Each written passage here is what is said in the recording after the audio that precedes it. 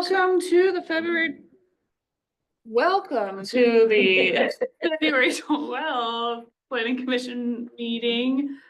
We'll start with a roll call and then make our way through a short agenda. I'll start, Cindy. Sure. Cindy Watson, District 1. Everett Neal, Delta County Code Compliant. Brittany Beanie, planner. Jake Gray, District 3. Victoria Nelson, District 2. Todd Queen, District 1. Matt Clark, District 1. Tony Moss, District 3. Wayne Bronis, District 2. Sean Gardner, Planning Department. And I'm Kate Darlington, District 3.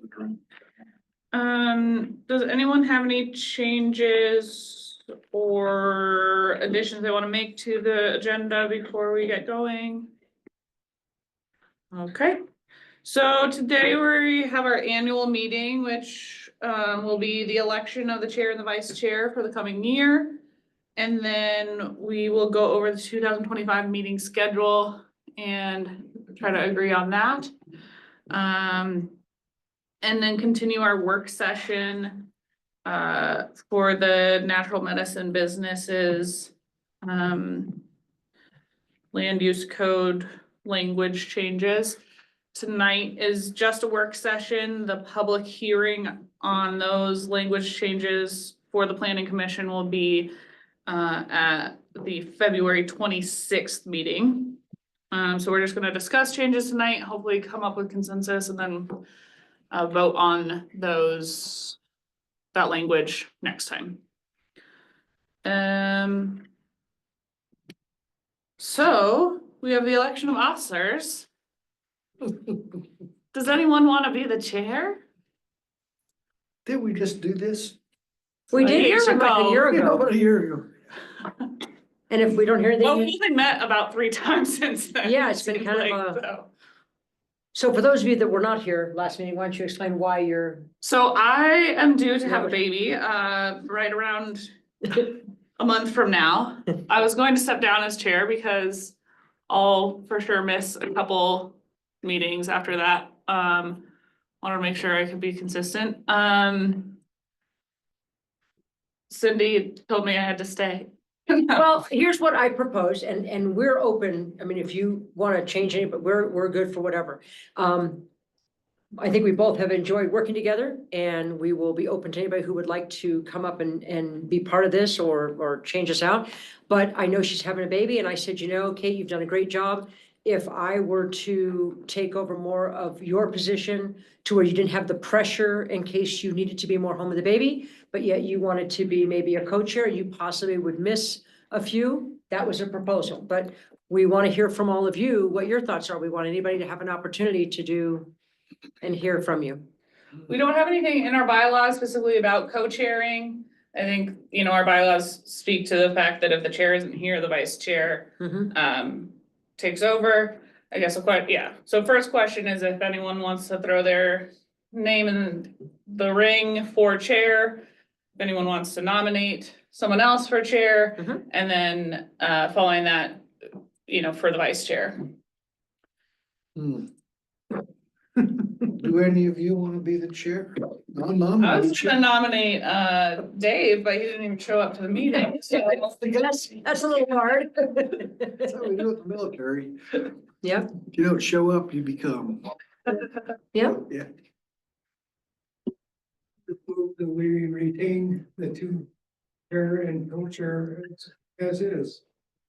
So I have a question. Would that functionally be any different than just having a chair and a vice chair? No, I mean, I think by bylaw and by function, Yep. same thing. And usually what happens on that, just so y'all know, is that Kate emails me and says, hey, Cindy, I've got this coming up or whatever. And I say, okay, let's talk about what our agenda is. And then we talk about the rules of engagement and about what needs to be done. And then I am her for that night. And when I'm not here, I do the same thing. Second motion that's on the floor. Victoria, I think you had a, So would you just be the chair then, and then you would be the vice chair now, right? well, actually, Well, that's my what his that was my proposal, that was her Cindy, question. Is why don't you be the chair?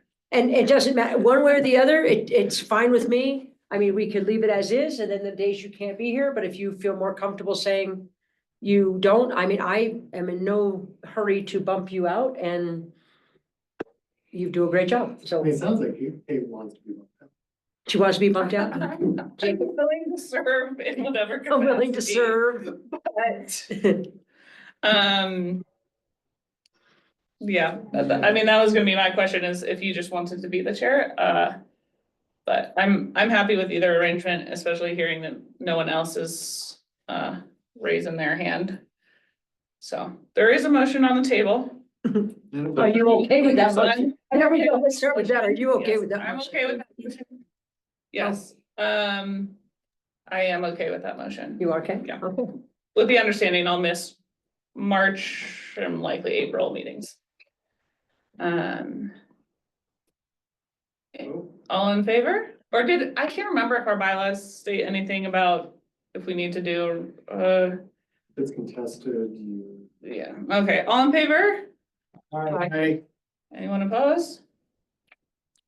All right, motion passes. Kate Darlington is retained as the chair with Cindy Watson as the vice chair for the 2025 season. Okay, Thank you.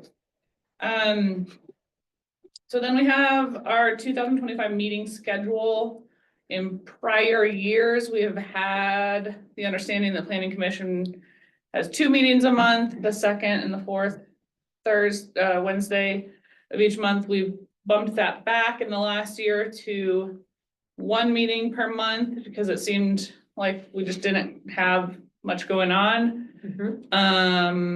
Does staff have a proposed meeting schedule or anything, any opinions about what will be required of us in the coming year? We were hoping that we could bump it up to twice a month. And then when we don't have something to be able to, Mhm. take it off the schedule. Mostly because we have some minor land use code revisions, which at the very end, I'll just hand out to you what we're kind of playing with. It's just a draft. It has to go through a lot of other staff, but it gives you an idea. Mostly, my hope was to assuage fears that we're going for a big overhaul. We're not. We're just finding little pieces of the code that we're running into problems with, and it gives you an example of what we're talking about. Now, Sean, were you at our meeting last year when we kind of went to the one meeting and the reason? Yeah. So if it's okay, we talked about it because we had a lot of times that all of a sudden, at the very last minute, all of a sudden we'd say, have we seen an agenda? Oh, no, sorry, there's not going to be a meeting. Okay, So a lot of people, I think it disrupted a lot of things that they had going on, whether it was work related or with family, okay? So the way we did it was say, let's go to the second Wednesday of every month. However, with the understanding that if we have things on the agenda coming up and we need that second meeting, as long as we could get some advance notice, we would automatically then have more meetings as needed. That was kind of the consensus, but I just wanted you to know that's how we came up with it. I mean, we could go that route. I can kind of fill up the first couple months with 2 meetings for sure. Okay. It seems After like that- we've already had a couple of those going on. I just was letting you know. I wasn't sure if you were Thanks. here the day we came up, when it came. Yeah, I mean, either way, I kind of need to let you know in advance if we're having it or not having it, so Sure. I can go either way. Okay, You might as well just keep it on the calendar and cancel it if we don't have it. but- is that, okay, I think, yeah, I think you're right, Jake. okay. Just seems like there's more, more than the planning director last year, so. So the consensus is maybe have it on the calendar, but work on having the, an advance notice if for some reason that is not gonna happen versus maybe, with a very short notice for those of us, or those of anybody who has a. What if we settle on always having the second week of the month, like that's the fixed one, and then on that one, I should be able to tell you if we're having the next one. yeah. You mean at the end of the, so. Yeah, I was gonna say, Okay, if we can kind of work back and try to schedule so that, public hearings are on our first meeting. We're Mhm. gonna know we're committed to that and can foresee having a quorum for that. And the second meeting of the month is reserved for work sessions, So the Special second Wednesday would be a projects, kind of. fixed one, so we'd have the same second Wednesday of every Yeah. month as a fixed date like we do Yeah. now, Primary, yeah. okay?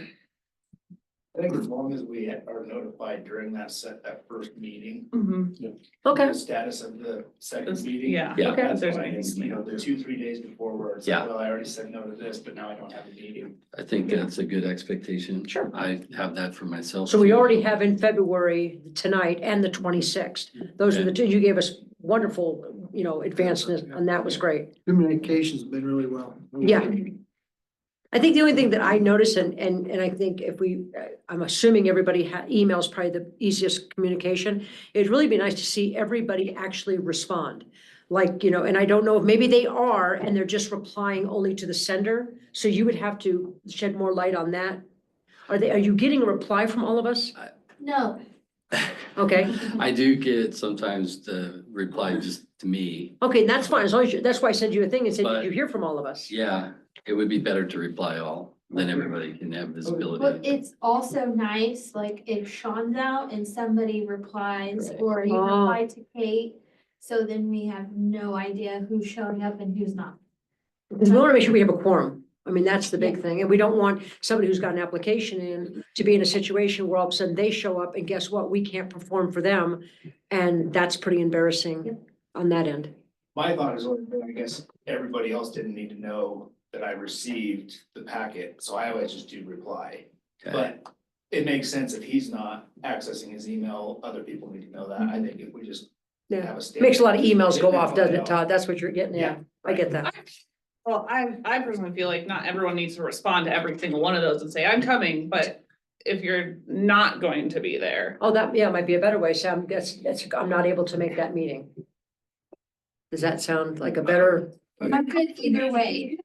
Say no, bring it. Hear anything? That's still, we don't know if we have a quorum. That's what the two of you brought up last meeting. and Okay. That's why I was resurfacing it. What about just not reply all, but at least the chair and maybe our planning email should be in every Sure. reply. Cause Okay. then the planning department knows and then the chair at least knows if you got quorum too. Sure. What about that? Fair enough. Chair and planning department email. Always. And I noticed we have a And new how about person. vice chair? Is that, Yeah, no, there's a Lance person in District 2. Is that person here? No. Haven't met him yet. Have we he, met he him? was just appointed last week and he Oh, had, okay, I just before happened to, he was appointed, he had scheduled. okay, vacation. I just happened to see that. I wasn't sure. Okay. Okay, so that's how we'll do that. And we'll go starting, I'm assuming now, February and March, we're gonna go back to 2 meetings a month. The second and fourth of each month, correct? Correct. I'm just looking at the calendar now to look at any like holiday conflicts, probably the December. Yeah, November. Schedule November, will December. only do one meeting. I think I, November, Thanksgiving is the 27th. I think So, yeah, so probably not that one. Probably not the 26th. Brittany, maybe get us an email showing everybody the actual, I know, I'm sorry. The actual dates. So that way everybody has them in their calendar, knowing that it's gonna be like February, would say February 12th, February 26th, March. And then in November and December, I think what Kate's saying is maybe just do that first yeah, 2 week of the month, Yep, I can do that. that's what I've heard Thank you. is Sorry about common that. practice for Yeah. last years. but it was applicable. That way we all have those dates right in front of us when I we get. mean, I assume people don't wanna come on Christmas Eve. I'll be. Nope. Not unless I get a gift. Depends on if you throw a party or not. Yeah, that's right. You don't need.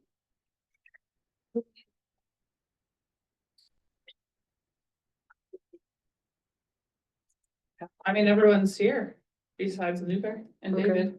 And David usually comes. So when did, Well, because tonight is the first night of the new roster, what do you call it? what do you? What'd you call it? Tonight is the So we first lost a night. few people that, Season. like, Yes. Steve's still with us? David's still on the commission, he's just not here tonight. Okay, who was? Hardy was on Hardy. the commission and Lance took his, Okay, there, so Lance is the new or, Yeah. okay, there we go. Okay, just so I know, Hardy okay, 2.0. Hardy 2.0. Okay, thank you. Thank you for helping me. Thank you. Okay, Okay, does everyone feel good about that? All right. Are we gonna have to review like a year's worth of meeting minutes, at some point?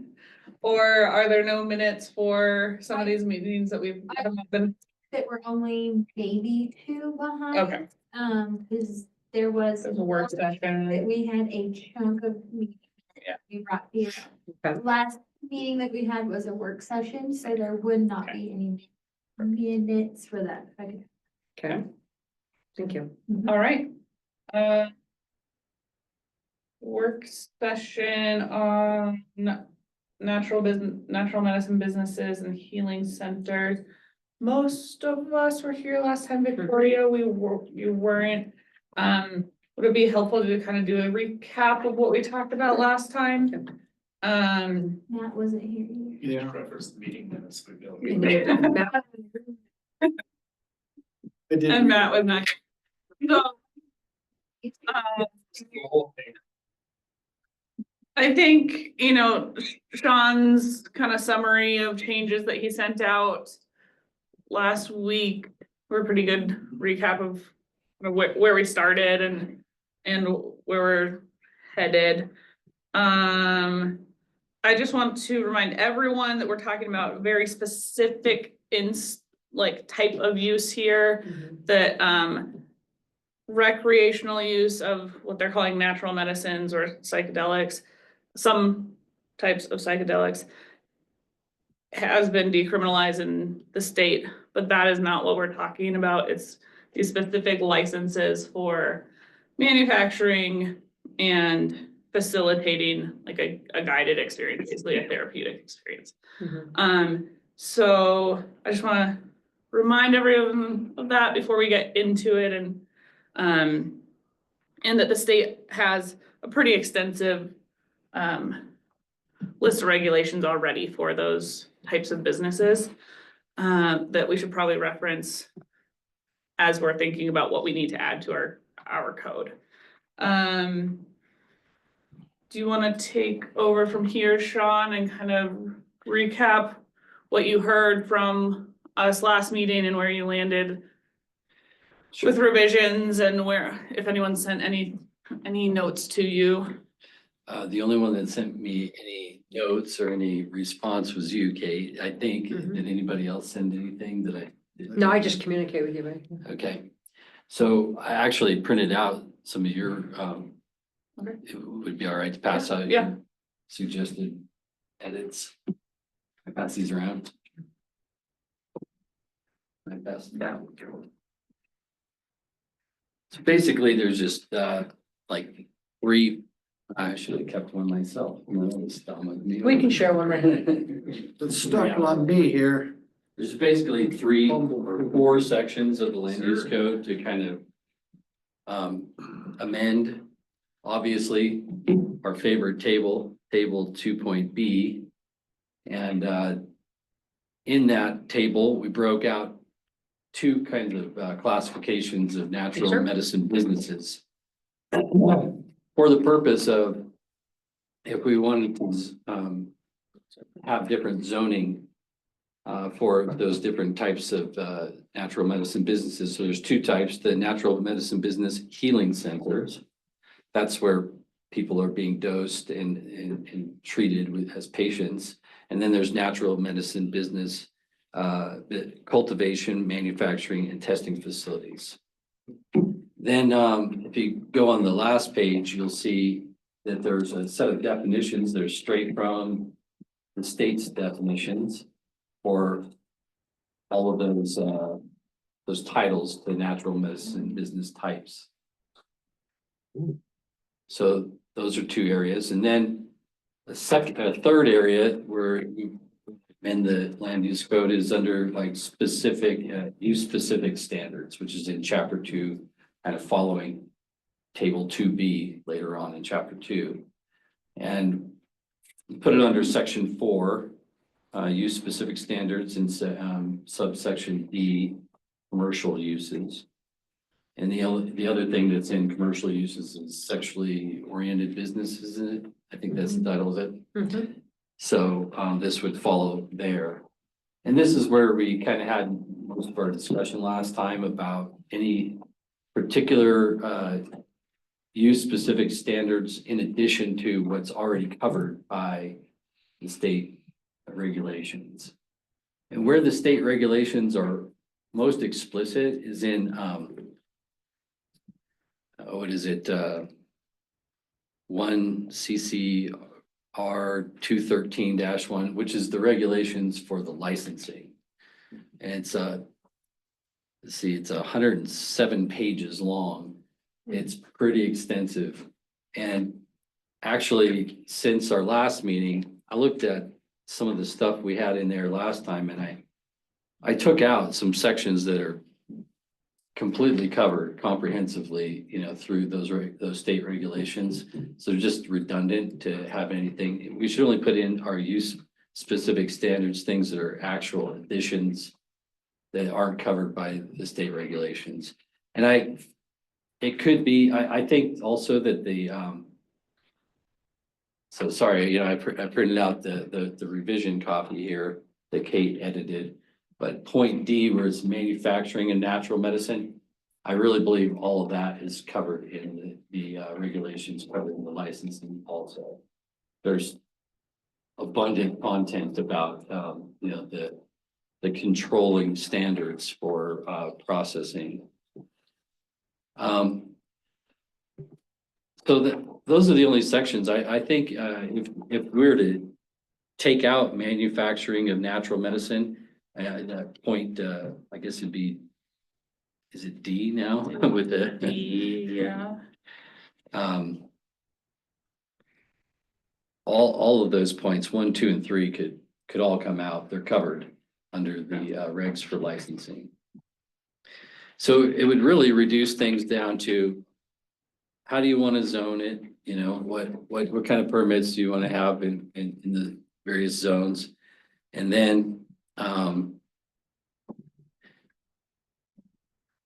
determining whether or not we want to have any location restrictions that are more than 1,000 feet from a daycare or school. We had added in places of assembly. Kate, you can read Kate's comment. She said, I don't see the need for this given the other protections in place by the state code. Mhm. Furthermore, a place of assembly by land use code definition includes religious or non-religious retreat centers, which may in fact have cause to apply for a natural medicine business license. And then the question is, what is the real concern? And I think one of the comments that John Bear made last time was the real concern is children, that's kind of what the intent is, I think, with the regulations of having the location of natural medicine businesses, setback distances from where children would be. I So- think that's resounding through the whole thing, as you see the child protection, through almost the whole. So there's the location, standards, and then there's hours of operation. I think Kate, you also didn't see a need for there being controlled hours of operation, right? Yeah, I was really trying to think about what are these businesses going to look like? What are they going to be doing? What's the reality of them? And the comments last time about public health and safety. And I guess I have two kind of points in terms of hours of operation. One is that as a therapeutic facility, people accessing that sort of service, it might be hard for them to access that service Monday through Friday, 8 to 5. A lot of people need services outside of their normal business hours because they go to work. Secondly, I think if we're really talking about like public safety and knowing that these sort of experiences, whether guided or not, can last for a lot longer than a 9-hour day. Especially, you know, if someone's treatment starts at 3 o'clock in the afternoon, are we actually unnecessarily sending people out on the roads or causing facilitators to end sessions before it's actually safe for their patient to leave out of fear of code compliance? And I think we should leave it up to the facilitator to determine when the experience is over. I don't have as big of a problem about operating the manufacturing or testing facilities, having some parameters around those, other than like, what is our real why? You know, why unnecessarily those hours? Yeah. Especially if they're following other regulations regarding noise and lighting and security. I think it's a little bit of an overstep. I think hours of operation are something that we have been able to place within the conditional use permits without having a specific hours of operation in the code. All of these would still be conditional use permits, so if there's a location or a specific business plan that we feel like we need to impose something a little bit more restrictive, because I don't know, we don't really know what we're gonna see. But leaving that a little bit more open rather than kind of arbitrarily setting the business hours seems more in line with what the county has expressed they want out of our land use code. So that's my spiel on business hours. The state regs were extensive with regard to like facility access and security and video surveillance and all that stuff. I mean, they've really thought a lot about all of that. So if you get a license, you gotta have plans for all that. Well, and I think if we look, and I get, we can't just exclusively look at it this way, because we know what the type of business is, but if you take that out of the equation, if we were trying to restrict any other type of legal business, like you can only operate Monday through Friday, like Yeah. that would not be something I would look for. I think, you know, we, as Delta County, I think we need to be business friendly. And so and you brought up some other good concerns. I mean, are you gonna kick somebody out because it's 4:55 when they should have no business going home? Yeah. Safely? I don't know enough There- about what they're doing to. Well, if you, the document's like 107 pages long. I mean, it's really, there's a lot to it. And there's a lot of safeguards in that document Yeah. for the public as well as for the patients. Right. So, yeah, I don't think we ought to restrict their hours of use. No. Except for the cases like in manufacturing where everybody has to comply with, you know, obnoxious Noise, smells and. noise, Lighting. Exactly. That's the finger across the board that way. Mhm.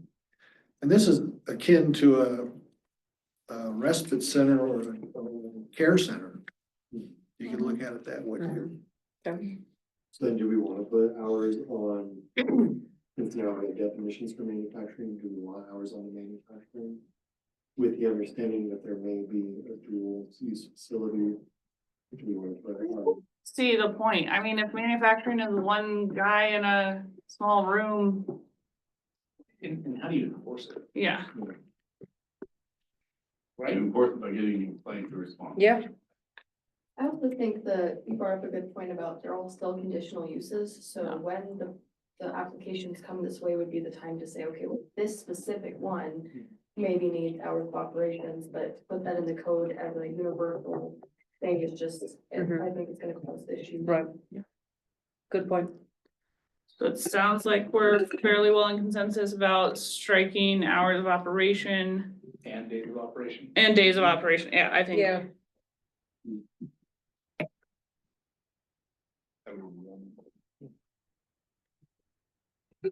If you're okay, I can take what I hear and collect up today and try to spit it back to you. That'd be and wonderful. See if Sure. that's, okay.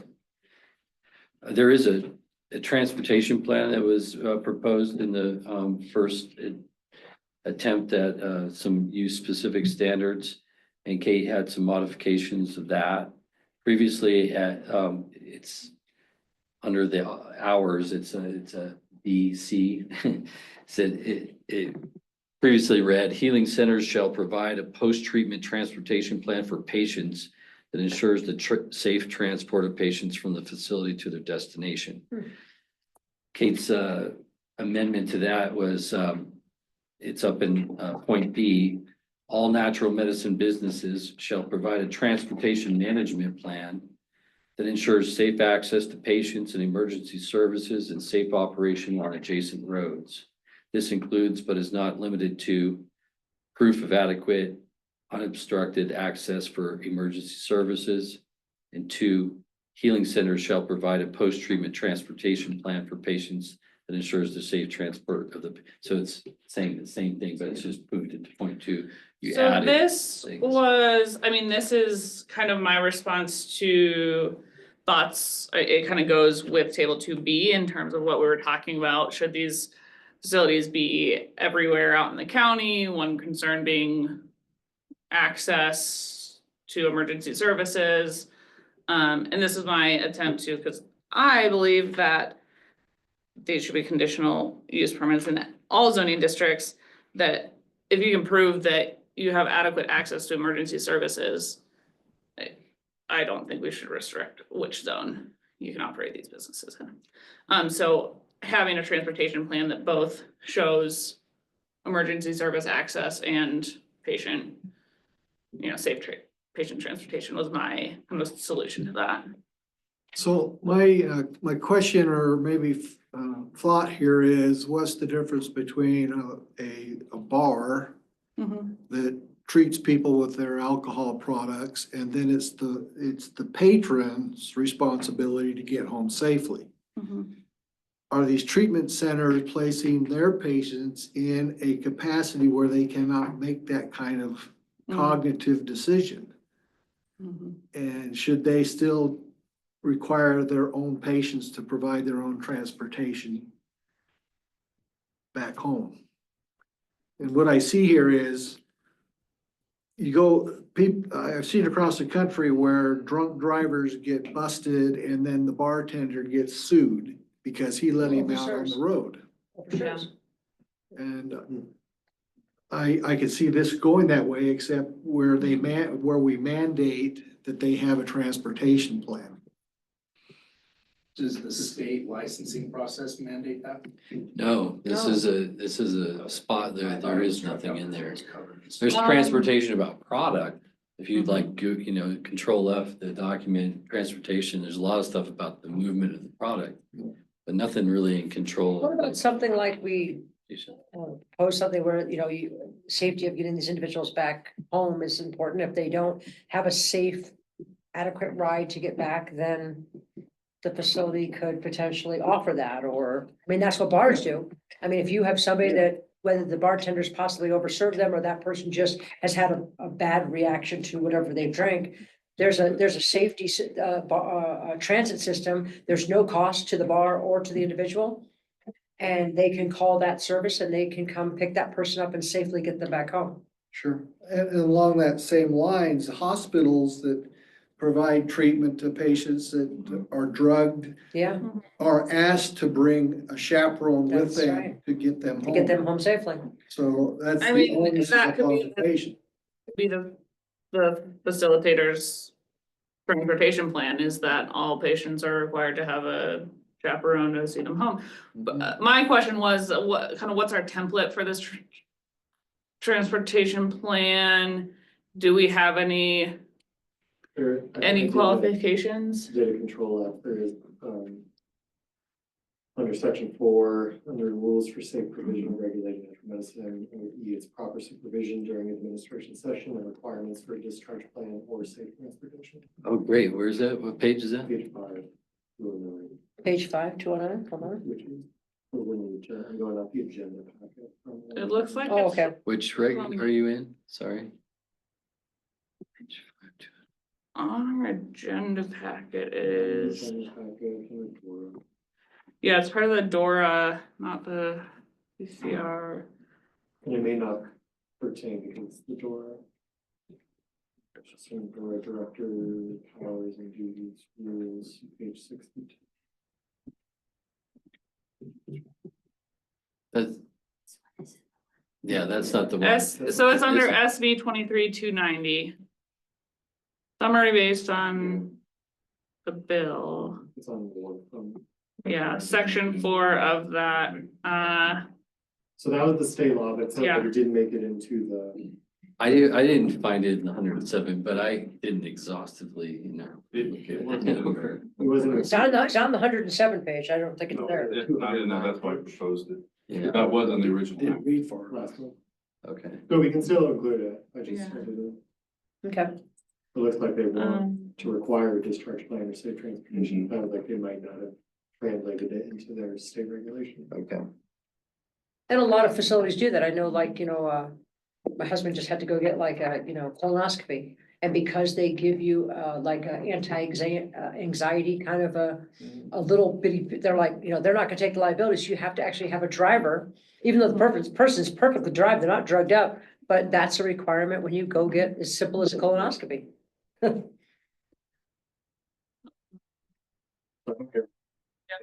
Yeah, I guess that was your concern that because we're requiring it, are we putting more potential of Liability on- oh, I see what you're saying. Yeah, but I think that just like it says in the state code that you read off, Excuse me.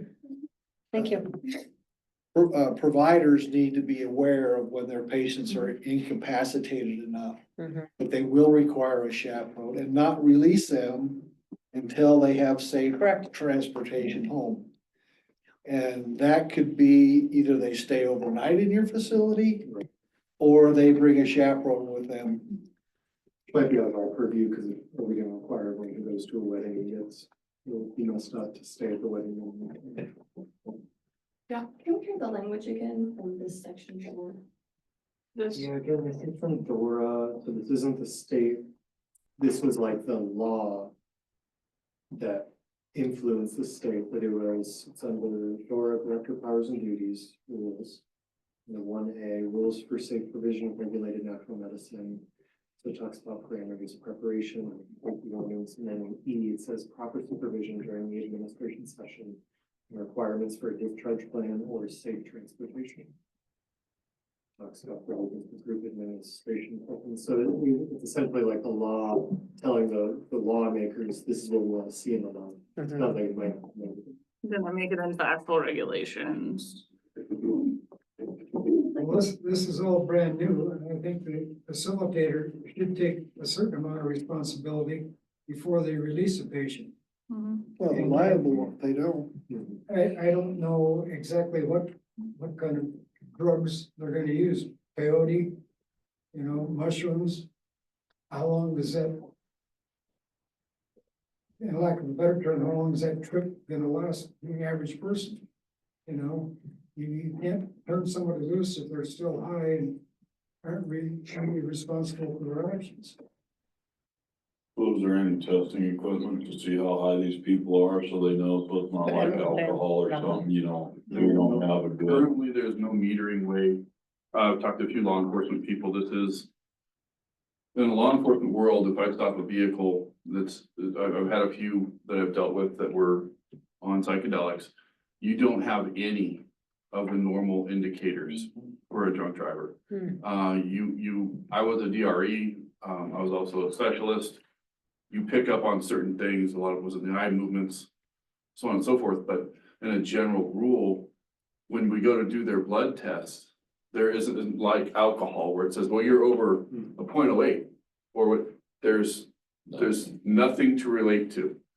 All I have is my observation saying that they were impaired to the point that they were unsafe to operate a motor vehicle, because a blood test couldn't be a measurable amount on those particular drugs. It's tough.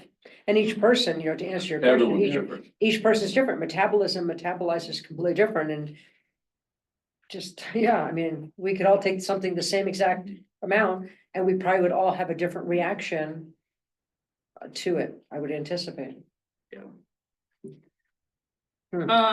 So I guess the question Tough one. is, does everyone want to keep the language as it is, make any amendments to the language as Sean and then I have proposed? How do people feel about the addition of the emergency services clause in the transportation plan? Or where are we at with? If you look at the screen up there, or it's letter B on this piece of paper, is there anything we wanna change? I mean, the fact that we saw in the law that they wanted to make rules around it, and the state didn't do it, I feel like we're doing our due diligence and stuff. Can you just send me a link to that? Would you? So is there 129 of them? It is All right. part of the supplemental All right. package. Mhm. I'll find. I will. Sorry. Well, I don't think we're overstepping by making them have a transportation plan, because you have heart surgery, somebody's gotta take you home, you have something done, they put you under, you're on your narcotics, they won't release you Correct. unless So they know you know, if you don't have somebody to take you home, they keep you in the hospital for a day or two. And it costs you more until they know that you're good to go home. I know, like when I took Uli for the colonoscopy, Tony, they wouldn't actually let him even have the colonoscopy until they knew I was there and was gonna stay there to take him home. So even, so that's, you know, I mean, they're already doing it. I agree with you. So I don't think we're overstepping, because this is supposedly a medical thing. Mhm. So it's already required in other places, so I don't think we're, Out- I mean, That's my concern. If it's already required in other places. Yeah. Wouldn't that be an assumption that this type of facility would also do that? Well- We need to specify that you gotta do this. I mean. I don't know that it happens in other facilities in other. Other contexts, because insurance companies, that's what insurance companies are requiring. Or if there's other state or local regulation about other types of medical services that are requiring a discharge plan. But there's nothing in the state code right now that requires a discharge plan, and if we don't add it, So I don't see. them. there is not, we can't necessarily assume that that will be done. That's true. Mhm. It might behoove the facilitator to do it for liability reasons, Right. but it's kind of up to us to decide whether for public Well, health and maybe our safety. argument could be that we know that medical providers do ensure that that takes place. But whereas these are not specified as medical facilities. Yeah, We put that safeguard in there for them. yeah, and call it a safeguard, call it exactly like that.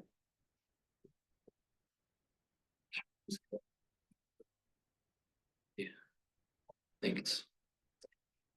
So I guess that, well, So it sounds like everyone wants to keep. Are we good with language, post-treatment transportation plan? I kind of like the more broad, like Jacob read, just adequate supervision and a post-treatment, transportation plan. And just specifically because like Procedures or plan. discharge plan, I feel like this is putting a little bit more responsibility on the healing center to say that they shall provide the post-treatment transportation plan for the patients. Whereas if you're gonna go take those type of drugs, you should have a plan to get home, so I feel like you should be the one coming with that plan. And so as long as we're requiring that there is a plan, Mhm. it kind of leaves it more broad to, whatever works for you, whether you're, I know it's not in this area, but whether you're calling like an Uber or taxi or, a friend or whatever. It just is a little bit more broad. I like that language better. So it's change transportation and discharge. Yeah.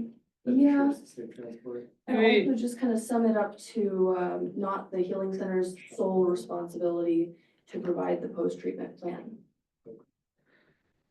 So if we take straight from the Senate bill language. I'm wondering if something like healing centers shall ensure that participants have a discharge plan or safe transportation from the healing center. Mhm.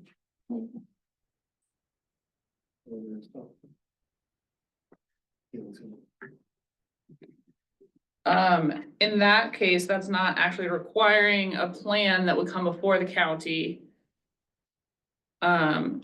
So it wouldn't make sense to include it all in this item B, transportation management plan. That should potentially be its own letter, or own sub. Whatever what do you call it? Something. Subsection. Clause, Subsection. subsection. Yeah. I guess if we're requiring them to ensure that, but we're not requiring proof of that. Where does that leave code compliance versus our review of their plan? Are we just saying, okay, this is in the land use code? You don't need to show us anything, but if there's a complaint that you're not doing it, code compliance can come and. Well, we could ask them to provide us the plan. It should be Provide done. us your idea of how you're gonna do this. Or approval. I was wondering if we are qualified to approve a plan. Like if we're asking for a plan, but we don't know enough about this industry to say this plan is good. It could be as simple as all patients, in order to get an appointment, have to have a supervisor come with them, or Yeah. a chaperone. Transportation or It could be that, something. You know, But if it's gonna be a 9, 10, 12-hour experience, you're having someone else sit there in the facility all day for this. Or maybe it's just a pickup, maybe it's just coming back to pick And up, that's- you know what I'm saying? For each person, it could be a different scenario. I mean, I think most people are gonna have a different solution to when they come. So maybe it's after your session to have appropriate transportation. Right, Something of that caliber, instead of sitting there 9 or 10 hours and waiting for someone to see, what's gonna happen. I guess still my question is. Are we requiring an applicant to come with a plan that we review and say, yep, that's a good enough plan for us? And are we qualified to make that assessment versus is it in the code saying you must ensure your patients get home safely? If someone lodges a complaint that you're not doing that, then you're out of compliance. Well, I think we do have a lawyer, and it would just be a quick review. Yeah, this is adequate for liability. I think that's what we're really focused on here is the liability of a patient going rogue. And the liability would, I would think, Matt, would fall on the facility. I mean, at the end of the day, that's what it's gonna fall on. I mean, Yeah, you if have, they just like release any it, yeah. facility.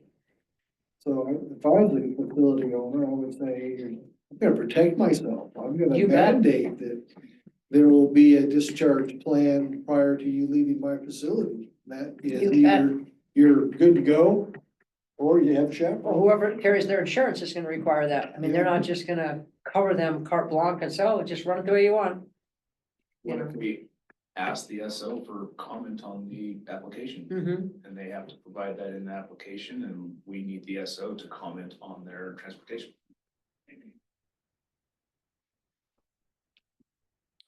I mean, I don't know anything about whether to approve somebody's access for CDOT. We ask CDOT, That's right. you know. Yeah, I say let's keep the discharge language in. We still have, we still have 2 weeks to okay it or nay it, but let's change the onerous off of the healing center to just saying providing a discharge plan. And go from there.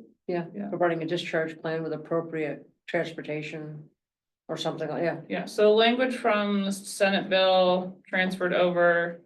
I mean, there's a little working of language that needs to happen, but yeah, healing center shall ensure that participant has a discharge plan or safe transport from the healing center. Or facilitators shall ensure that participant has a discharge plan or safe transportation from the healing center. And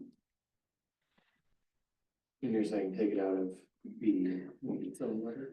I mean, if we're saying, I mean, this is my question, and B is my language also, that is, I'm not, that was a stab at it, I'm not married to what that says, but just more as kind of a talking point of safety wise, do we feel like we need to ensure emergencies, you know? Again, it might be, go back to the table 2B conversation about what zones. There was some comment last time that the initial thought of restricting it to rural, industrial, commercial was because those were close to highway accesses. We didn't want people way out in the boonies that needed services, getting What kind trouble, of but. breadth does access cover? You know, I mean, Mhm. yeah, they have access to the building after an hour and a half drive from the hospital to get there. Like, is that adequate? Probably not. But how do you limit that? And really, I mean, at least it appears at first glance, the only way you limit it is to zones that are gonna be close to a hospital. There's nothing in the licensing, regulation that mentions proximity to emergency services or anything like that? I never saw anything. That's why they leave us up to determine time, place and manner. I guess my answer to that is that we're not restricting other services in the same way. Right. With, again, it's kind of the chicken or egg or double-edged sword thing of us not really knowing what this looks like in practice. But, you know, we're not limiting event venues that could be potentially way more dangerous to certain zones. We're not, yeah, like the emergency services of the county have a kind of requirement to serve the county, and the danger, I don't know, I feel like I feel like we might be placing a little bit too much emphasis on the danger of this above other things that are just as dangerous that we don't limit. I like the suggestion of having them conditional use across the board. So I would make a motion that we keep that in. Well, we're not making No motions, motion, right? but- It's a work. Conversation. Yep, like an open forum. I do like. Yep. But on that same note, so point B, it says all natural medicine businesses shall provide a management plan. And it seems like we only care about the healing centers rather than the. Yeah, entirety of the I would business. agree. So if we're separating the two, Mhm. I think B, the unobstructed adequate service to emergency services, access to emergency services.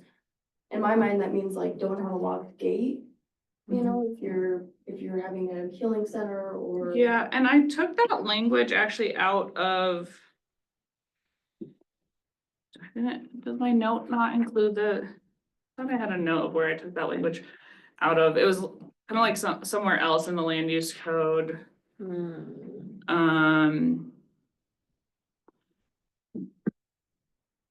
I'll tell you guys a little story about where these things should be and shouldn't be. It doesn't have anything to do with this. Do It we need does to hear have the a- story if it doesn't have anything? Well, to it do has, with this? it doesn't have anything to do with the psychedelic thing, but we do need to confine this to an areas that have access. 2005 Electric Mountain Lodge blew up. I had 17 dying people there, 17. I was by myself for an hour. I kept all of them alive. I lost 3 kids. So wherever we're gonna put this, it better have adequate access. And you know, when we called Delta County, what they sent us? An ambulance to the loadout, 12 miles away. I had to call Flight for Life out of Junction in Durango and Felix out of Olathe to get people moved out of there. So Delta County is not set up to provide emergency services to everywhere these businesses could be set up. And then the liability falls back on the county because we allow these businesses to go in wherever they wanted to go.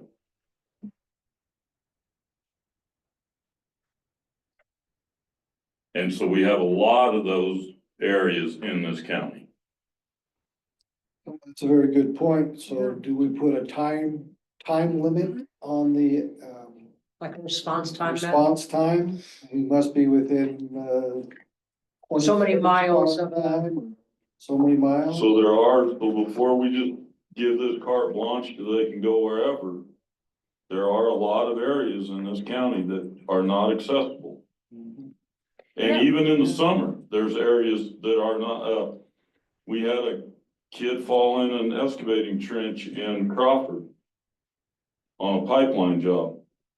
We couldn't get the ambulance there because we don't have adequate equipment in Delta County to act, and the ground was dry. It was just the train to get there. We couldn't get an ambulance in there. So So we are, We do talk about ambulances being able to access these. so I'm just saying, we kind of need to, So I guess I wanna be sensitive to what you're saying, Tony, cause I totally understand and we want to ensure public safety. And none of those examples seem to me to be specific to this use. I mean, we're not requiring this of any other business that potentially has a much greater liability. You know, thinking of even the number of people that will be there. You know, these most likely are going to be single, maybe small group facilitated sessions. And there may be some medical concerns. I would hope that the state code offers provisions for facilitator training. And There won't be any kids there. there won't be any kids there. This will likely be the only substance being used. It's not a party that we're regulating. It's a facilitated, you know, therapeutic session. So if we're not restricting other similar types of uses, I would say, I think it's easy to wrap this up into what we think of psychedelics being, which is, you know, an illicit drug done in, control. like, yeah, Victoria. yeah.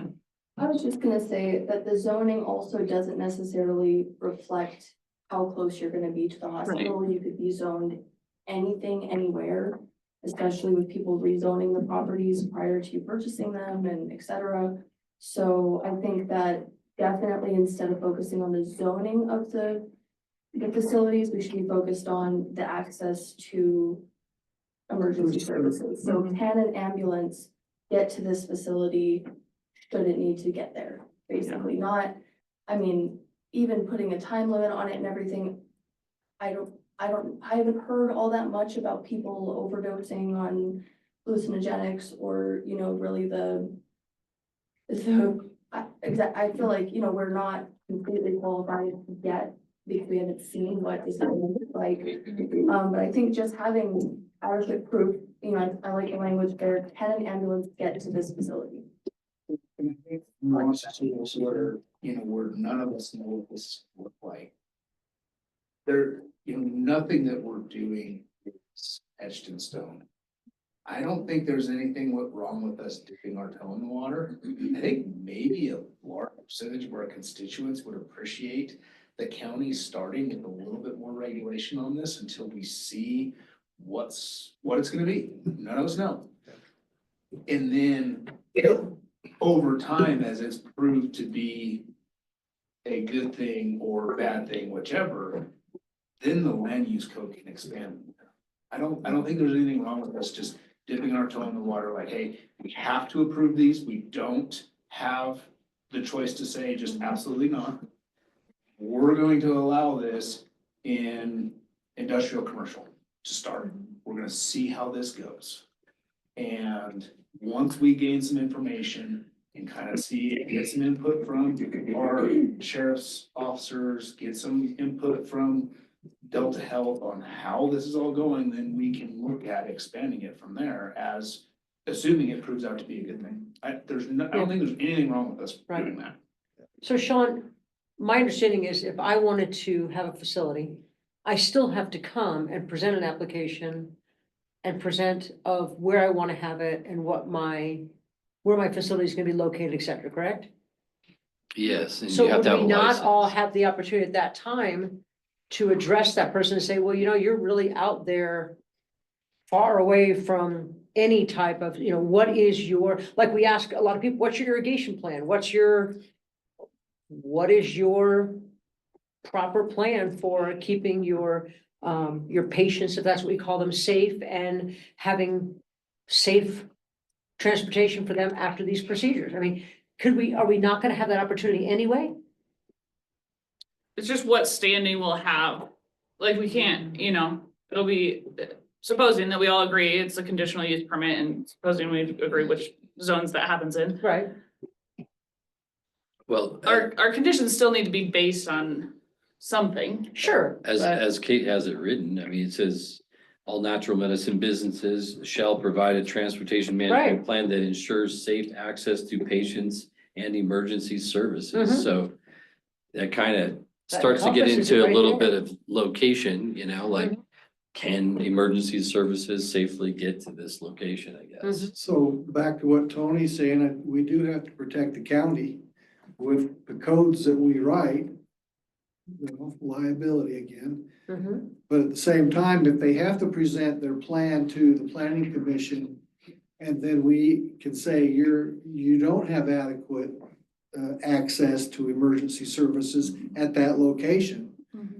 Do we just leave it at that and just put them on notice that we may I think not be we're able to doing a get there to you? recommendation to the board. I mean, I think it's not that we can say you don't have adequate access. I think we make a recommendation, or conditional recommendations, correct? Just an idea, yes, we can, but if you have setback, parameters in the location of these healing center facilities where people are being dosed, maybe you could have proximity standards also in terms of like emergency services.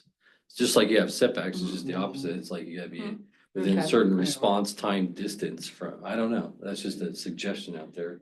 So like on Black Mesa, when we have a car wreck and we know it's not good, we immediately call Flight for Life. Because there's no way to get an ambulance there soon enough if they're actually hurt bad enough and get them back to a hospital. Correct. And so that's just one of the things we do as a fire department. We call Flight for Life, get them to Herman's Rest and get them out of there. Okay. Because an ambulance ride could be 3 hours from up there to a hospital. That's my point. We kind of need to put these where they're, I think, within an hour of a hospital, that would, And our ambulance staff in Delta County has gotten pretty good, but we still have a big area in Delta that we're covering that it takes us to get a fire truck to Herman's Rest. God, we've got made other things. Takes us an hour and a half. Yeah. Cause we have 1980 fire trucks that have little bitty motors in them and are not the best thing in the world. But if we have to get there in a hurry, we got brush trucks, we dump the water and take off. The other thing too that I think needs to be considered, we keep kind of inferring that this is no different than a liquor license or than consuming alcohol. It is. It is It's a different. Schedule I Mhm. substance. Yeah. Like that has to be considered. And I think like Todd said earlier, it's not bad to start off small and then if everything goes well, the facility managers or whatever are doing a good job, everything's working fine in 2 or 3 years, we can broaden our horizons. Mhm.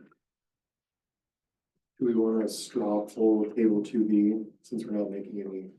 Yeah, I guess I would just second Victoria's comment that the zoning district is not a good measure for proximity to emergency services. And so if we wanna put some parameters around that, it probably needs to be in this specific use standards. As opposed to making our decision based on the zoning district. And it may not be a good measure of proximity, but you're not gonna have industrial commercial up on Grand Mesa or up on Black Mesa or up Stevens Gulch, you know, Yeah. places that are Yeah. severely challenging to get out there and see services. Okay. But those places are still gonna have to go through all of our eyes to get approved, you know, so it's like if they're obviously it's a bad location.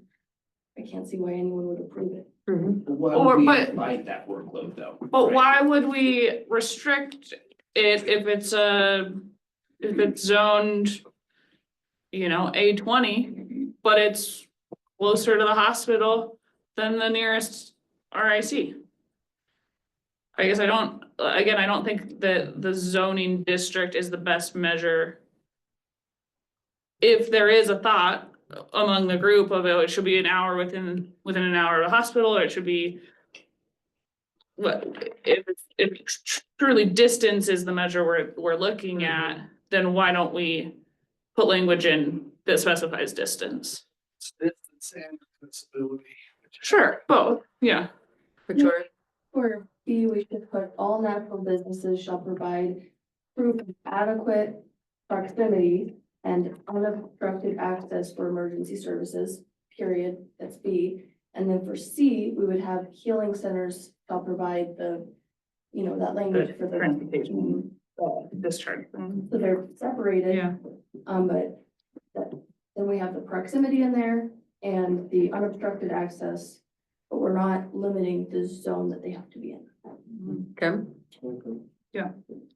And I think your comment, Todd, about, asking for, agency review. If the fire department or the ambulance service says, okay, I look at this map and there's no way I'm getting there in an hour. I think that's valuable information for us to have. Great.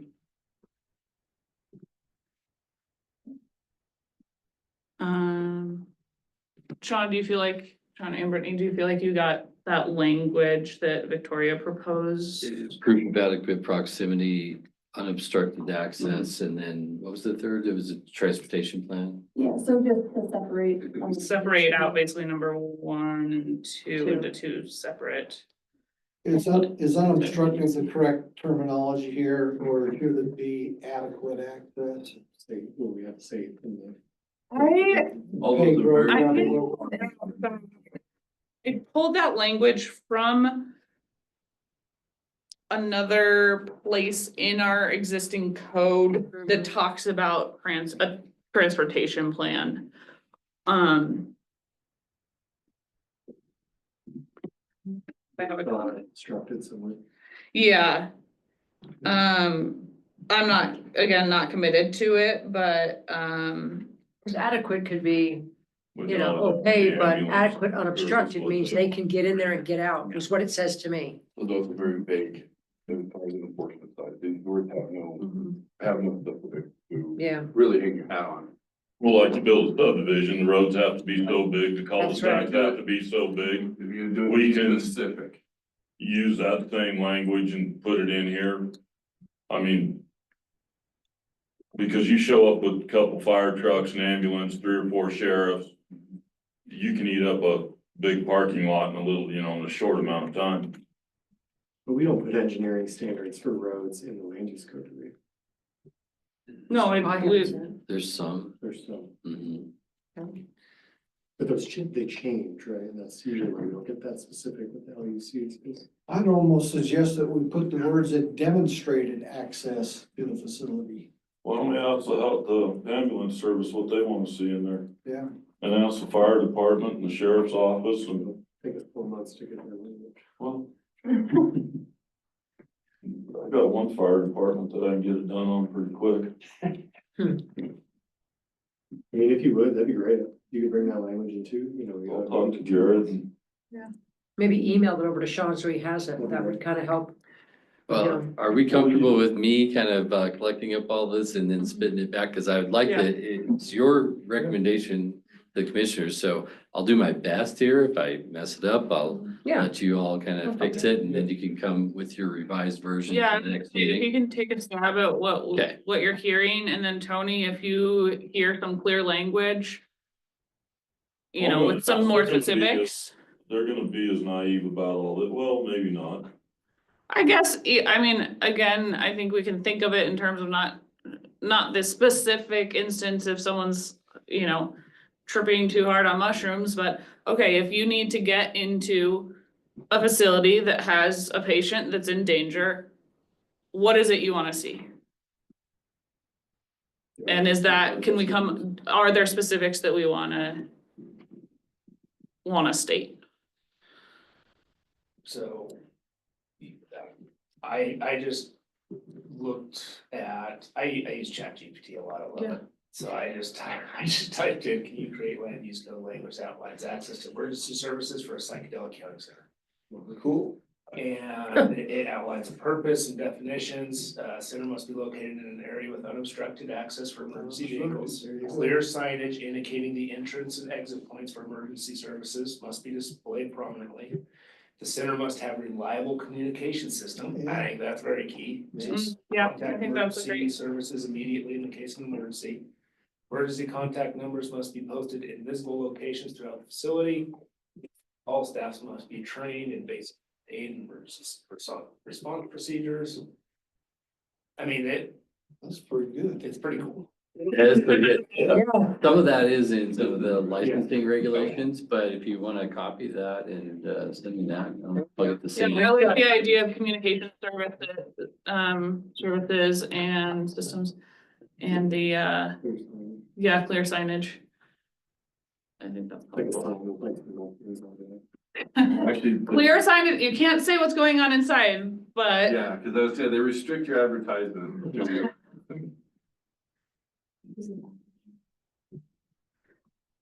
Okay, it sounds like we're kind of circling around some good language around this. I think, you know, as always, the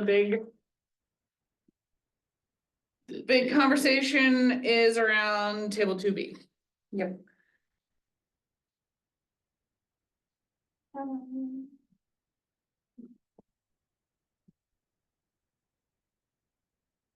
don't think we'll reach that by consensus, No, how do we reach that? by voting. By voting on language. And then Um, the CC says yeah. Yeah. I have made my opinions clear. Victoria has, it sounds like Todd is a little bit on the other end of the spectrum. Anyone have anything else to say about which zones they would like to see or not see these activities taking place in? Do you think it'd be helpful to maybe pull up the zoning map so everyone can get like an idea of? Yeah, we can do that, and I had asked GIS to remove that mile wide circle, so I don't know if they get a chance to do that, and I didn't check. I can have that ready for the next meeting. But you might want to do ours. Is this ours? Okay. Yeah, I just meant the planning one had the location of the childcare facilities and schools. I feel like we're all, I mean, there's a place of assembly thing to talk about, but I don't know that, Go back. I don't know that we need to see. I think, It's a loser. Honestly. I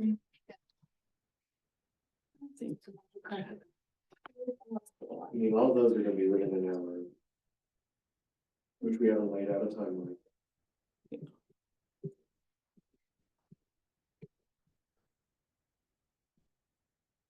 Want to know exactly where the hospital is, Victoria? Probably just.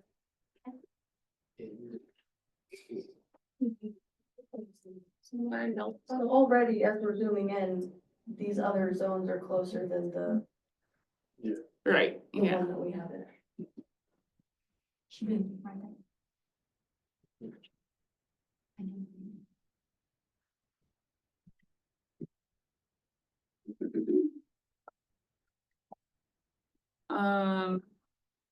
I mean, I can shed light on my opinion about, at first I was like, well, maybe we should keep manufacturing and testing facilities just in RIC. But I also think this type of manufacturing is more akin to a very small agricultural operation. It's going to be indoors. There's already parameters around chemicals and noise and odor. And this isn't manufacturing on on a scale that I think that needs to be restricted to RIC. Again, there's other types of businesses that are more permissive in all zoning districts. Offices, including medical offices, are limited use or allowed by right in all zoning districts. Residential treatment facilities are limited or conditional use in all zoning districts. Other light and medium industries are conditional or limited use in all zoning districts.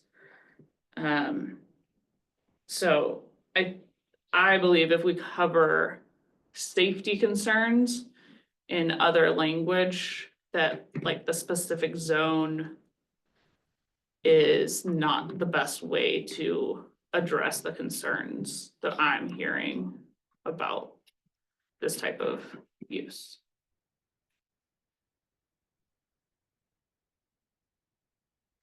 I would agree.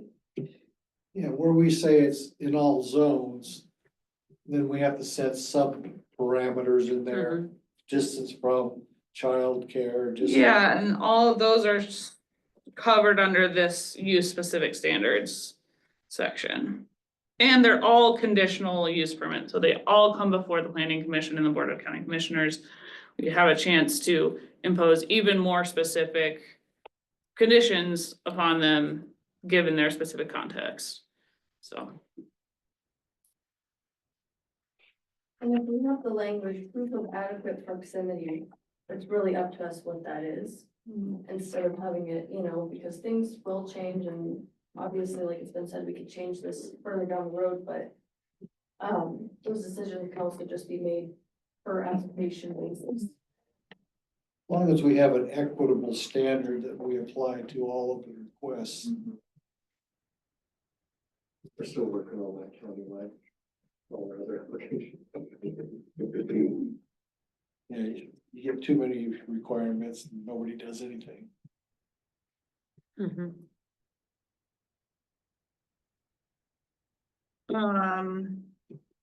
Any other comment or considerations we want to make on the table 2B, or we just want to leave it up for motions and voting during the public hearing? Well, did we decide on what Victoria said about breaking those 2 points out? Yeah, I think we Yeah. are fairly in consensus about breaking those 2 different points out, potentially a little bit of manipulation of that language if there's more specific proximity or access language, but How do we feel about place of assembly? I personally don't think it needs to be in I don't there. think it needs to be in there either. No. The other thing that I have struck out was no natural medicine businesses shall be operated as a home business. Again, I think that I'm fine with no manufacturing or testing facilities being a home business, but there's a lot of therapists that operate their treatment areas out of an office in their own home. And I think if the facilitator can demonstrate proof that they're following all the other regulations, there's no reason that they couldn't have a room in their own home for this service. Parking and Yeah, facilities. Great.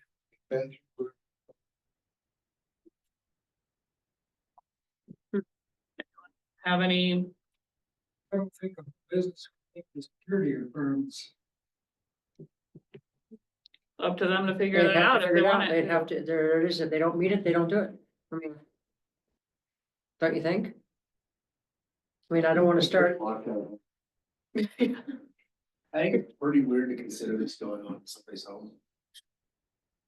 Like, it's different than a therapist or a chiropractor. I would say in this case, it is more equivalent to a bar.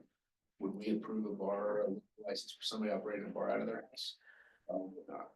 I mean, I don't know a ton about this industry, but I can see a small dosage facilitated session in a therapist's office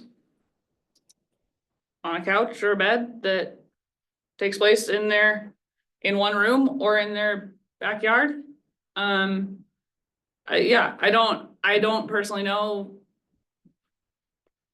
the specifics, but in terms of what I've heard about some like facilitated mushroom trips, Does that blur the lines between recreational and?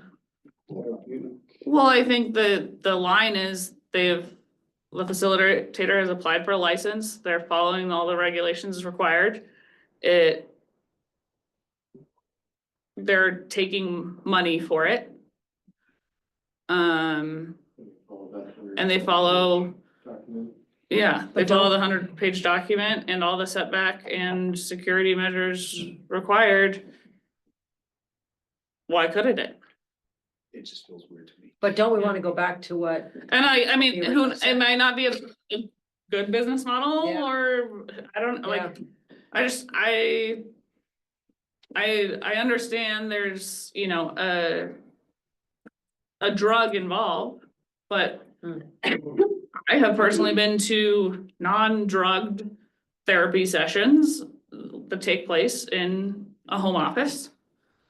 And Having a conversation is different though. potentially, I mean, I think that's, I understand that, I'm just saying. It feels really weird. We know that you won't be. you won't be patronizing them, but but we just talked on the floor. We just talked on the floor here earlier about maybe having a little bit more restriction going into this. And then from there, see how it goes. I don't want to use the word mushrooms out, but how it goes. And then potentially that could be an option. I mean, I think if we keep it too wide open, we could have some issues on our hands. Just like, so it sounds like Todd and Cindy are, I think we keep it small. Or and under control keeping- Until we figure out what we got on our hand. I guess my question is, what is in less control if it's a home business? What are we restricting? Who else is there? It's their home.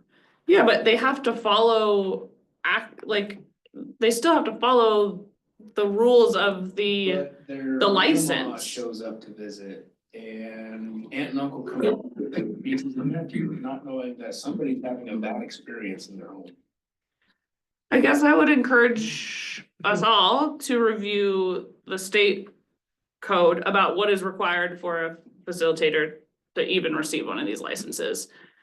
And the type of facility that has to be set up, because I think if you can prove that doing it in your own home or an office space that has a shared door with some other business, or, I guess I don't. I see what you're don't saying. I see guess my that there's a big hesitation was difference. what Emmett originally brought up with, there's no way to really test someone, and I just think we're putting a lot of pressure on our local enforcement to try to have more places spread out that are harder for them to manage. I mean, that's all I'm thinking. I guess that was my thought. It wasn't that I didn't think in somebody's home you could get a professional setting and all that type, as long as they follow all the rules. I'm just thinking, now you have somebody who doesn't go to have to get a facility and go to that expense. Oh, I'll just do it out of my house. I have this extra room. And I just think you're spreading your law enforcement out there for emergency, to have to spread themselves out thinner than they already are. And they're already pretty. And that's all I'm saying. I mean, I'm not saying it's right or wrong. I'm just, it's, What I think, the intent is, if, looking at licensing, we want somebody that is going to be serious and professional. correct. I'm not saying people can't be serious and professional by operating business out of their, I'm saying, but if they're having to get a separate building and have a fixed establishment that is for the purpose of this business, I think that differentiates a little bit from the potential like, well, I just kind of like using shrooms. I'm gonna start a natural healing business in my home. Emergency services show up, there's a problem, and it's at a home. Who the hell is who? Like, who am I here for? You show up to a fixed business that is a natural healing center, you know what's going on. I guess I would just like to add to that, maybe we could just separate the healing center again from the rest of the businesses. Like if somebody wants to use that separate room under all the regulations to grow the mushrooms versus if somebody is actually gonna be having someone come and take them. I do see that there is a big difference there. So maybe we just wanna say no, natural healing centers shall operate as a home business. And then the testing and, you know, that's kind of, I'm actually of the opposite opinion. That if someone's growing a ton of mushrooms in their house, there's a much greater security risk ultimately to cousin coming over and peeking in that door and or not knowing what's going on versus, you know, a licensed therapist, which is what these people are gonna be, you know, I mean, either way, there's extensive security. And, Yeah. you know, I mean, they're gonna, all of it's gonna be documented and whatnot, so if cousin is popping in there and picking some of those, that's gonna be on record. You know, the transportation of all that is required to be documented and so. I guess, I think Kate, to the point, home business is in table 2B, and like allowed across the board. I think that's the problem, is it could be misconstrued as, well, I'm a therapist and I am licensed, but I'm not gonna follow any of your own rules. Cause I'm a home business. gotcha. It's kind of like the scale of the business. Okay. So it's not just a definition, but we literally have it in 2B under Yeah. commercial, and it's got A's all across the board, so. I guess that's, and maybe that's the definitional kind of distinction, or how is this being read? If we say no natural medicine businesses shall be operated as a home business, are we saying no natural medicine businesses can operate out of a residential home? Or are we saying you can't bypass the regulations of natural medicine businesses because you're at a home business scale? Can't operate out. That's what I- Todd thinks it shouldn't operate out. That garage in the back of 40, there you go. ADUs. I do think it would Yeah, what about an ADU? What about an office space in a garage? Is that the So- same? I'm gonna throw this out there, so I'm friends with some, but not friends, we're good acquaintances, we talk a lot that's operating a semi facility at the moment. Guess what they're gonna do? They're not gonna apply for a license, they're gonna continue to run it under the recreational rules. The attorney has told them that's gonna be the best way to handle this, because then they don't have to comply. Oh, gosh. And they're pretty certain that they can get around all of the licensing and everything, as long as they follow the recreational rules, they can do whatever the hell they want. and there's no money. Yeah, well, right, there's no, money being exchanged, which we all know how that works. So, Cash. I mean, I think somebody that wants to come in here and do this legitimately is probably going to not run it out of their home. I agree. I think they're probably not going to willy-nilly this thing, but I think we already have several of these operating under the Recreationals. recreational rules, and they can legally get away with it. How about this Colorado revised statute that says, no natural medicine business will be operated as a home business. That's, Can we go against the Colorado revised statute? where are you seeing that? Hey, guys, I hate to do this, but I gotta go. Okay. We got a house fire in Crawford and we're out of people, and Go save some lives. by the time I get there, we'll save the neighbor's house. But, See if it's my house, will you? Thanks, yeah, Tony. I'll let you know. Thanks, sir. On my wedding. Make sure it's completely. contracts related to natural medicine businesses shall not be modified from the state regulations and is not eligible for variance to the code. No natural medicine business shall be operated as a home business. So that is it's our land use code language that we're talking about right now. That's not the revised statute. So what Tony's talking about is they're not considering themselves a business. Right, that's a different. That's right. Yeah. What I'm talking about is. He's always talking. The key word is, if you look at the definitions, I think we provided the word remunerate. I can say remuneration. Remuneration. Yeah, it's in the definitions that we provided, that's the difference between personal and licensed use. Yeah. Okay.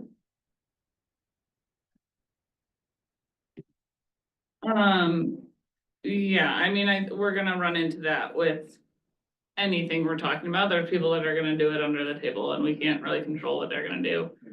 I think he's right in saying that people that are gonna come to us with an application are probably gonna do it the way that. gonna do it probably above board and wanna do a good job.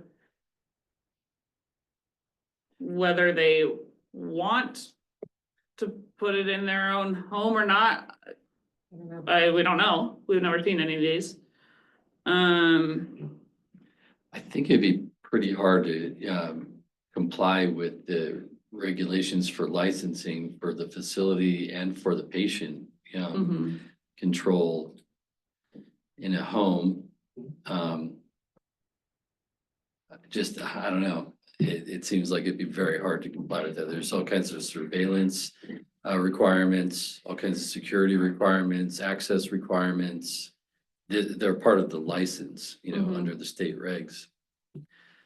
I mean, but by just eliminating that makes it really simple and clear, like it can't be a home business.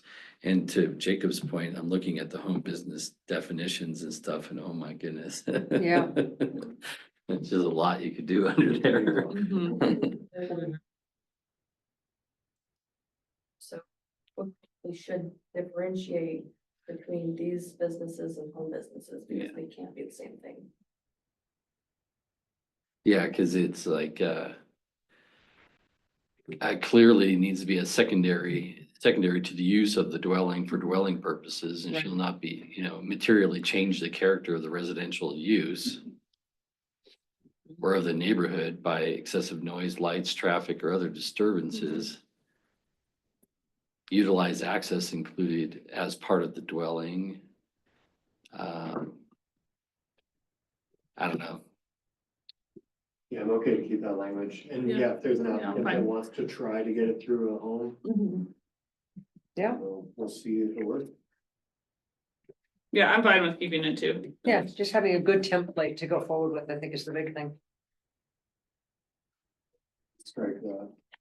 Unstrike, unstrike the home business thing in point A. In A, is that we're gonna. Yeah. Was there any different than point C? I mean, natural business encompasses the healing centers as well, but. Oh, we could strike C then. That was my attempt to separate the healing centers out from the, Or we could keep C and just, or bring that language down to C. To keep it separate. from the Sure. back, Mhm. 'cause it's Yeah. very different. Okay, keep it separate. That's probably better. But Yeah. separate but add all natural medicine businesses, not just the manufacturing. Okay.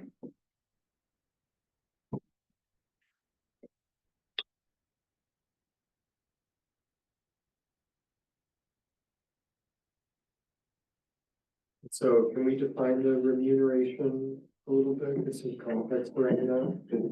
It's in the state, right? I thought we had it in our depths. We had it in there, I guess we don't anymore. Basically, you have to have a license if you're gonna accept remuneration, and remuneration can include cash payment or a fee for a service or a trade or a. Donations. It's all, What about it's donations? all, if you go to, How your goes in your raffles. It's a raffle. I think it's all.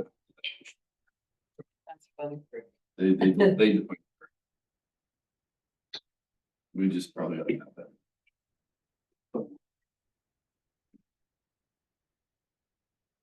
Do you think we need to add the definition for remuneration or reference this, what is it? Is it the statute that has it? Yeah. It has it in several places, it has it in the act. It has it in- But the question is whether our land use code needs to define it or whether we just I reference. think we reference it. Don't try to Yeah. rewrite it personally. Yeah, just reference. I think we reference it. Anybody else have any thought about that or?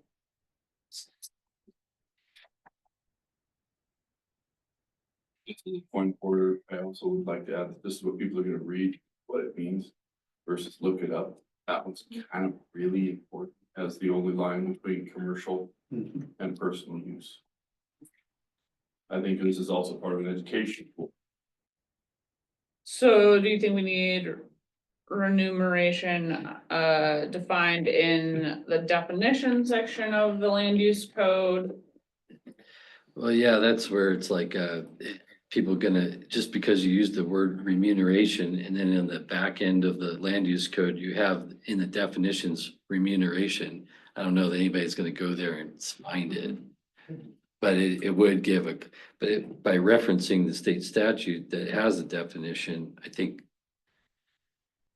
they're not gonna look at that either, but but at least it's really clear where the definition resides that And we it's will their use. responsibility. I think at the end of the day, they have to have a little ownership and responsibility of, knowing what's in it.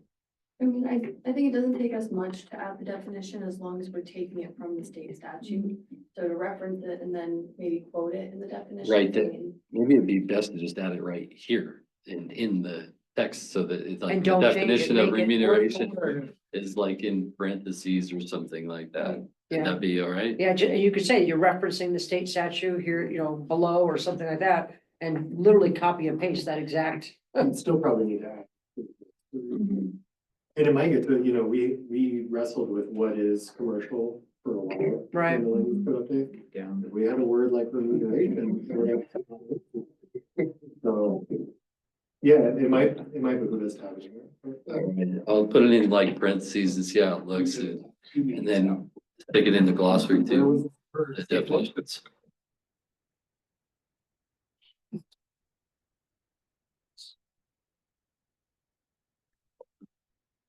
And you said you think this whole section D, the processing of natural medicine, is covered by the state code and can be, I mean, there's a lot of stuff in there and I just Yeah. tried, hard to correlate everything. And I had only stuck in this portion of manufacture just as a talking piece, But then when I looked at the licensing regulations, like there's quite a bit of controls in there for that. Mhm.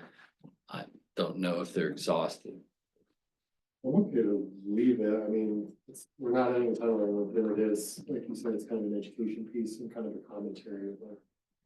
Hey, interest grow mushrooms, and, you gotta think about what you're doing here. So. There's also this point 3 that we kind of talked about last time, the life and safety codes. Making sure that we have some language that we can specifically refer to, because we don't really have life and safety codes. So I know we went over a lot last time about whether the, what is this, testing facilities. So there's a part of the state reg that says natural medicine testing facilities are not permitted to be at the same license premises as another natural medicine. I think it's kind of like, you can't do your own testing.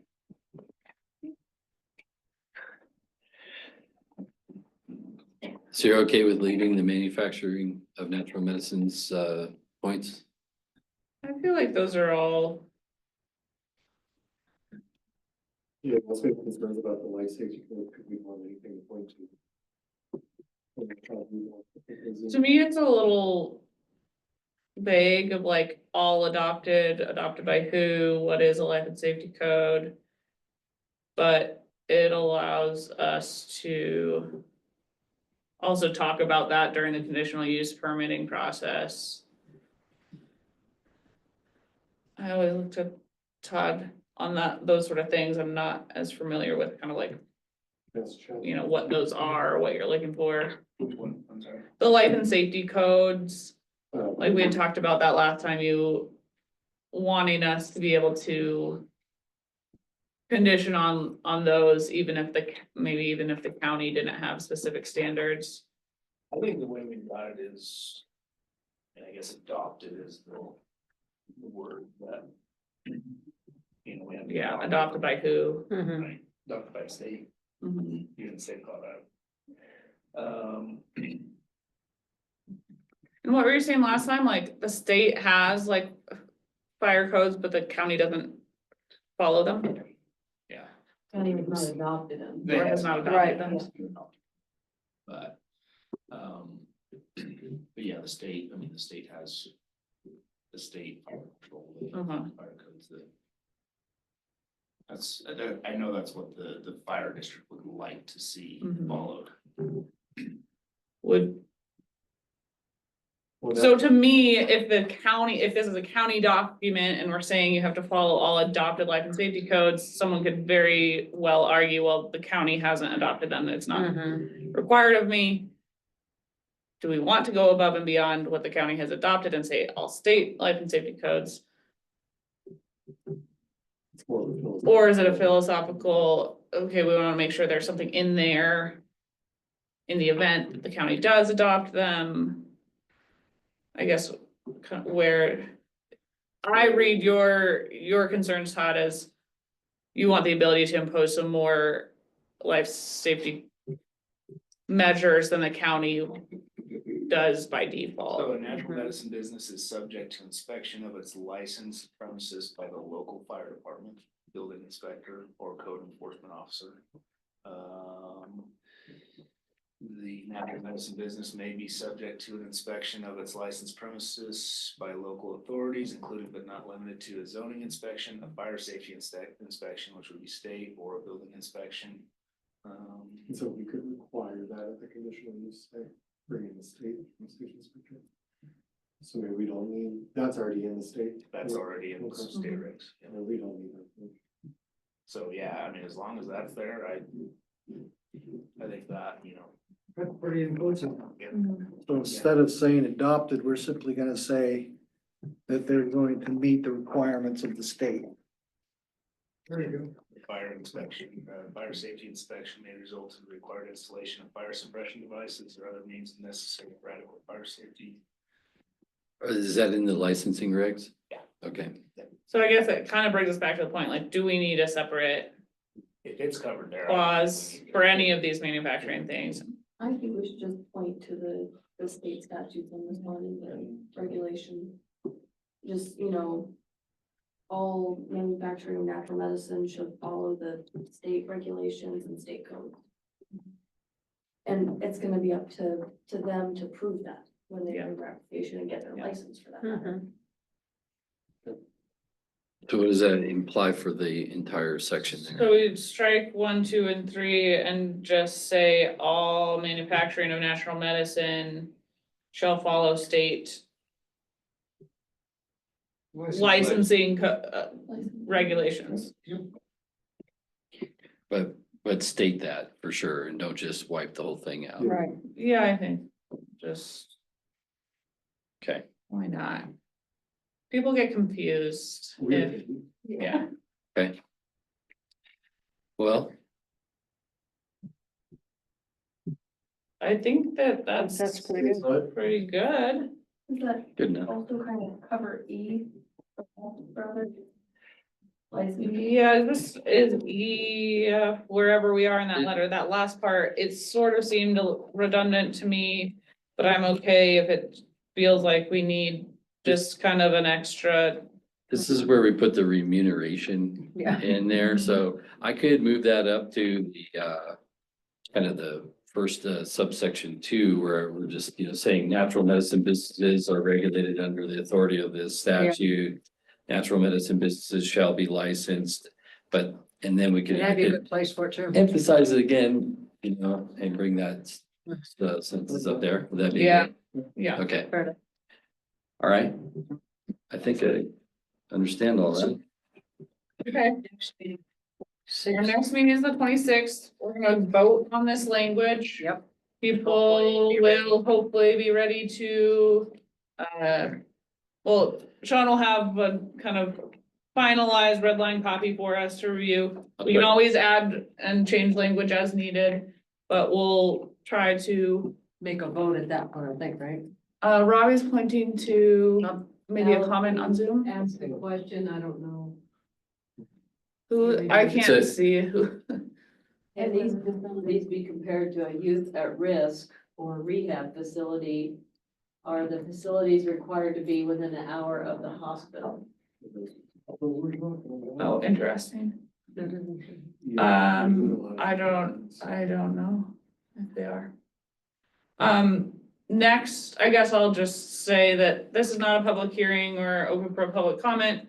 Next meeting, February 26th, is a public hearing. Okay. If there are community members that have concerns or ideas or questions for us to think about, they can submit comment before our meeting. That's always the most helpful for us to review. If they come to the meeting, they are welcome to stand up and speak. We will vote on language. Try to keep it as straightforward and procedural as possible for So that is those. a public comment on the 26th. Yes. Okay, I'm gonna put that in here. But it seems like we've come, other than figuring out these zoning districts, we've come to fairly good consensus on the rest of the language. Which is great. Yes, Yep. nice job, everyone. Yeah. Good job. Yeah. I did have these land use code revisions I just wanted to share. There's like a preview of what we're thinking about and also kind of swing gears. They're not too Go with you. significant. So that'll be natural medicine, vote, red line, and public comment. I also put dates in too. So- And then I think in the blue text is an explanation for why. And it doesn't. It'll teach me. Here's.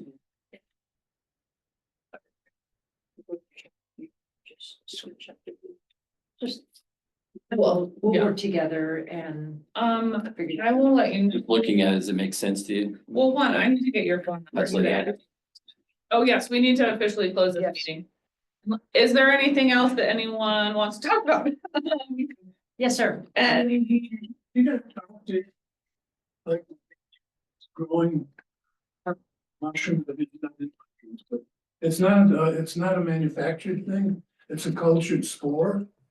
And you can grow enough mushrooms to keep your consumption high forever in your oven. It's so, not a building that you know, they just, you gotta get rid of them, so you freeze dry them, you wholesale them to someone in Aspen or Kelly Drive. so again, we're in kind of new territory. Mhm. The cultivation of medicinal hallucinogenic mushrooms. Yes, is you can do your own research about that. Well, but You can, when we're looking Yeah, at the you requirements do it for in the very facilities, Says a lot. there are state rules and regulations about facilities. I think it does behoove us to think about, okay, is a manufacturing facility going to be a large scale factory? Probably not. Regardless, I don't think we have many decisions to make about that. Again, Chuck, next week, in 2 weeks, February 26th is public comment period. Yeah. If you have more to add that you'd like us to consider, please bring your comments to that meeting. in closing, I'd like to congratulate you on warrant that's coming.